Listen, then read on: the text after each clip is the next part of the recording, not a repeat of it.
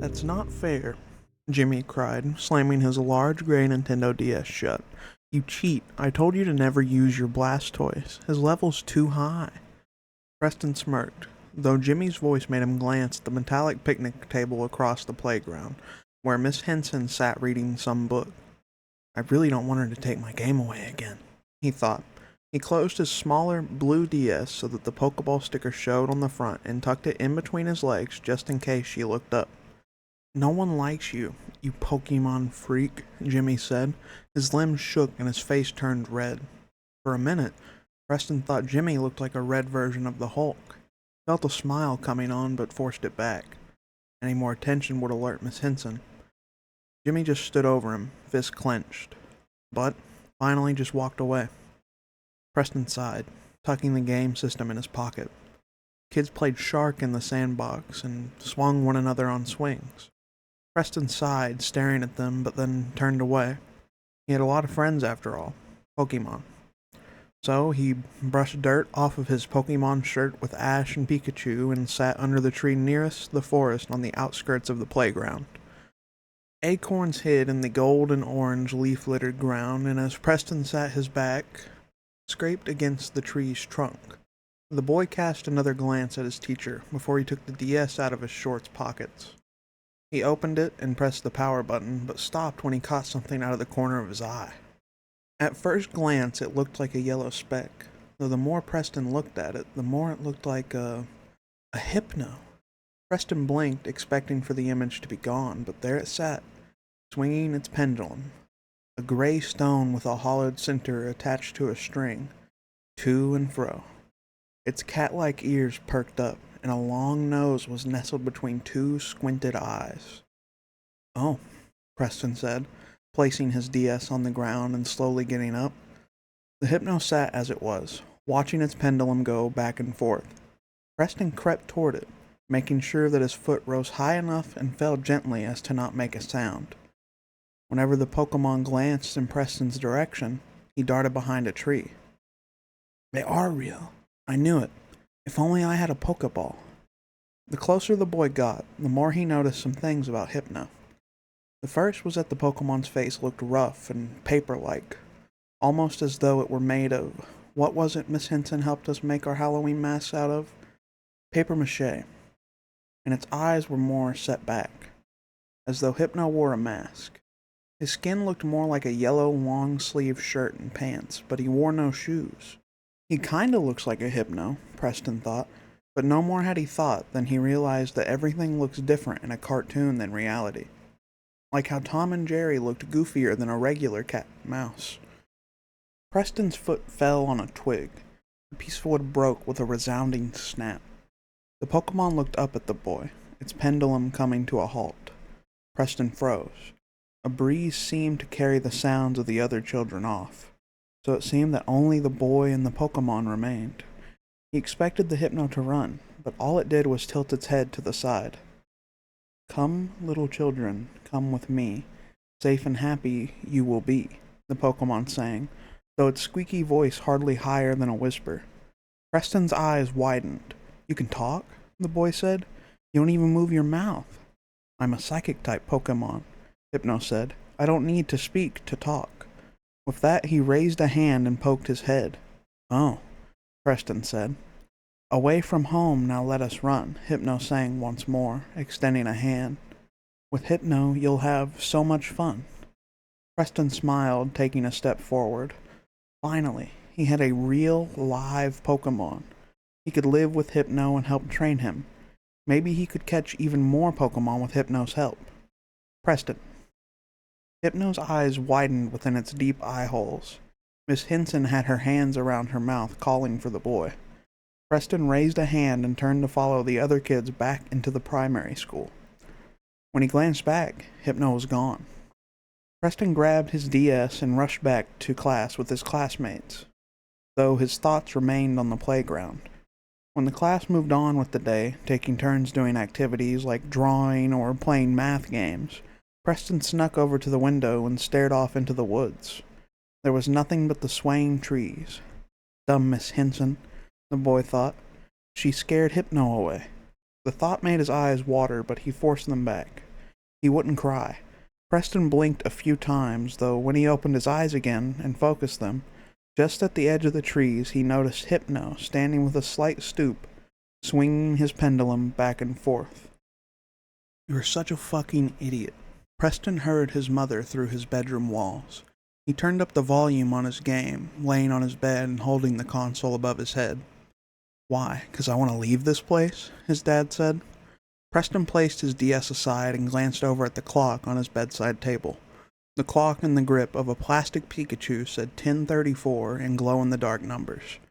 Music blared from the game, though he still heard his parents as though they were in the same room. "So you want to take him away? The one place he's grown up in? You want to take him away from that? He's only 8 years old, for God's sake." Preston rolled off his Pokemon bedspread, allowing his eyes to adjust after playing his video game for close to 3 hours straight. Preston's posters covered the walls. The only thing that separated them were slivers of light blue wall. He thought of putting in a movie. Maybe that could be louder than the fighting. But then again, he was supposed to be sleeping. Maybe he could draw, but he would need light. Play with his action figures? Made too much noise and needed light. So he just sighed, hopped back into bed, and tucked himself back into bed. Preston held the DS back over his head, the light of the game allowing him to see the cuffs of his fleece Pokemon pajamas. Tomorrow will be better, he thought. It's Halloween and the field trip to the caves. A smile crawled across his lips. Then he noticed that his game was the only noise he heard, and his tense body relaxed. As though on cue, he felt his eyelids get heavy. Preston moved his hand to turn off the DS, but stopped. He put his game on pause and then opened his Pokédex, the compendium of all the monsters he had caught in the game. He scrolled down the long list until the cursor highlighted Pokemon number 96. A Hypno appeared on the screen with its yellow skin, squinty eyes, and a pendulum. Preston read the description. It carries a pendulum-like device.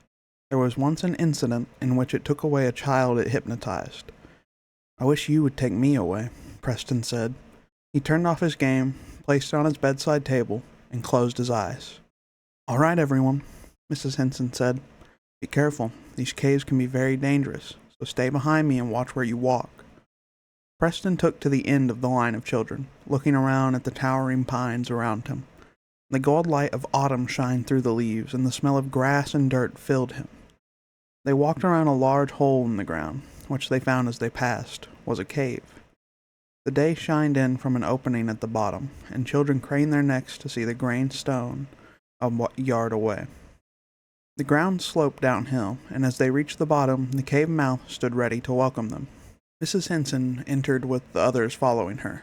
All of them craned their necks to see the huge hole that they had just passed. Preston smiled. He had expected the caves to be more like they are in his game. Brown, geometric, precise. Mrs. Hudson muttered something about noticing how they could see erosion wear the rock down. Preston wasn't listening. He just gazed up and around. His gaze fell to the cave opening. He thought he saw a flash of yellow in the woods. Around midday, the class took out their lunches. Preston found a particularly leafy piece of ground and plopped down. He laid out the tin Pokemon lunchbox he had retrieved from the bus and opened it. Inside lay a peanut butter and jelly sandwich stuffed into a baggie, and a box of Minute Maid apple juice. He sighed. Why does his mom keep making the same lunch? Nevertheless, Preston grunted and picked up his plastic-wrapped sandwich. Psst. Preston glanced around, looking for the one who psst him. But everyone else paid no mind. It couldn't have come from behind, he thought. There was nothing but woods behind him. Again, Preston sighed, probably just for someone else. He felt a knot tighten in his chest. Preston looked up, envying all the children who talked or played together. It was times like these that he wished that he had his Pokemon game. Psst. Half behind a tree and half hidden by the green shrubbery stood Hypno, with his stooped posture and swinging his pendulum. Preston smiled, and after making sure no one was watching him, edged towards the shrubbery. Hello, little child, Hypno said, cocking his head to the left like a bird. Hi, Hypno, Preston said, trying to keep his voice down. Why'd you run away yesterday? I don't like adults seeing me, Hypno said. Why? They don't like Pokemon. Oh, Preston said, nodding his head. No wonder why Miss Henson was always trying to take away his Pokemon game. What is your name, little one? I'm Preston. Preston Michaels. Well, Preston, he said, I have something to show you. Hypno gestured behind him with his free hand, and then he turned and walked into the forest. Preston glanced back. As usual, everyone's attention was everywhere but him. He turned and followed the Pokemon into the foliage. The shrubbery clung to Preston's jeans, making him stop every so often to wrench his legs from the thicket. Hypno walked ahead, his right arm always held out, swinging his pendulum. The smell of wet root made Preston's nose wrinkle every time he broke a large weed. Sweat formed on the bridge of his nose, and he kept having to wipe it away and push up his glasses. It only took 5 minutes of walking before the two entered a tiny clearing. Hypno stopped in front of a hole in the ground, one like Preston had seen earlier that day, but smaller, perhaps only a meter in length and width. The boy glanced over his shoulder. He could just see the class and Miss Henson past the trees and foliage. Preston's shoulders slumped a little. No one's even missing me. The boy forced back a hiccup that seemed to be trying to force its way up, and then turned to see Hypno still staring down. Preston glanced down into the hole. It looked deep and dark. The smell of wet earth and something else stripped it up from it. Preston wrinkled his nose. What is this place? The boy asked. It's my home, Hypno said. For the first time, Preston noticed that the Pokemon's voice seemed muffled. Why do you live in a place like that, Hypno? I have no owner, Hypno said. I have nowhere else to go. Me neither, Preston said, though his voice sounded small. There it was again, that lump in his chest. He wanted to be one of the kids the others played with. He wanted to be one of the kids whose parents never fought and paid attention to them. Tears slid down his cheek. No one loves me. Hypno loves you, Hypno said, bending over to look Preston in the face. The boy could see every ridge in the Pokemon's mask-like face. Preston's lip quivered, and he wrapped his arms around Hypno. I'm so lonely, Preston said, hugging the Pokemon tighter. Hypno shooed the boy, patting Preston's head with his free hand. Oh, little one, please don't cry. Hypno wouldn't hurt a fly, Hypno sang, his squeaky voice soothing the boy. Be free to frolic, be free to play. Come with me to my cave to stay. Preston pulled away, glancing back into the cave. The sight of it made his stomach churn. But it's so dark, he said, his voice still trembling, and it smells weird. It's all right, Preston, Hypno said, caressing the boy's head. I used my psychic powers so that it will keep bad people away. But once we're down there, you'll have so much fun. There are a lot of children just your age down there. We all want to play with you. Preston gazed up into Hypno's muddy green eyes and smiled. He stepped back, wiping the tears away. Okay, Preston said. Let's go. Hypno held up his pendulum and swung it back and forth. Now look to me, the pendant calls, Hypno sang. The world darkened around the edges of Preston's sight as he followed the pendulum. The sounds of the other children, the smells of the cave before him, and the wind brushing against his skin died away. It was as though Preston and Hypno were the only two in the entire world. Back and forth, your eyelids fall. The boy's eyelids fell, and he drifted to sleep. Preston tried to move his arms, but something held them to his sides. He grunted, moving his head back and forth. He tried moving his feet. They too were bound. Preston took a deep breath, but coughed. The bad smell, he thought. It's so strong. Then he remembered what the smell was. He remembered a time when he, his father, and his mother were happy together and went to the beach, or theme parks, or on picnics. Once they crossed a dead puppy, and Preston's father got out of the car and moved it to the side of the road. Preston had gotten out, but had to get back in. He remembered the smell that made him grimace, the smell of decay. Preston coughed again. Hypno, he said, where are you? There was no answer. Warmth ran through Preston's body. The little hairs all over his body stood straight up.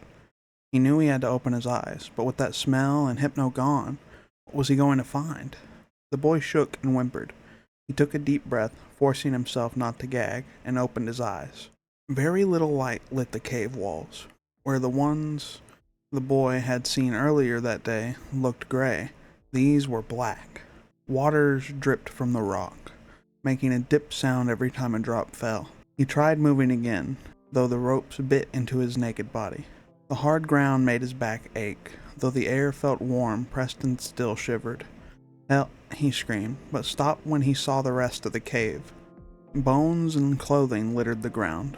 A little girl's Barbie shirt. A little cap with Seminole stitched across it. I just want my mommy and daddy. I want to go home. Tears flooded his eyes and he struggled more and more. Help, he screamed. As he thrashed back and forth, the boy's gaze found Hypno. The Pokemon's stooped silhouette hunched over a lit lantern. I want to go home, Hypno, Preston said, his tears leaking into his mouth. Take me home. I don't like it here. Oh, little child, you cannot leave, Hypno said, his voice low but squeakerier than before. His voice made the boy shiver even more. For you, your families will grieve, minds unraveling at the seams, allowing me to haunt their dreams. Please, Preston said. Hypno stood. He swung his pendulum back and forth, but it seemed to shine in the dim light. Each time it would hit the light, it made Preston squint. Hypno moved closer. Don't cry, Preston, Hypno said, speaking in the same low, squeaky voice. Preston tried to crawl back. Blood ran down his arms and legs. Do not wail and do not weep. It's time for you to go to sleep, Hypno sang, his voice heightened as he sang, making Preston scream louder.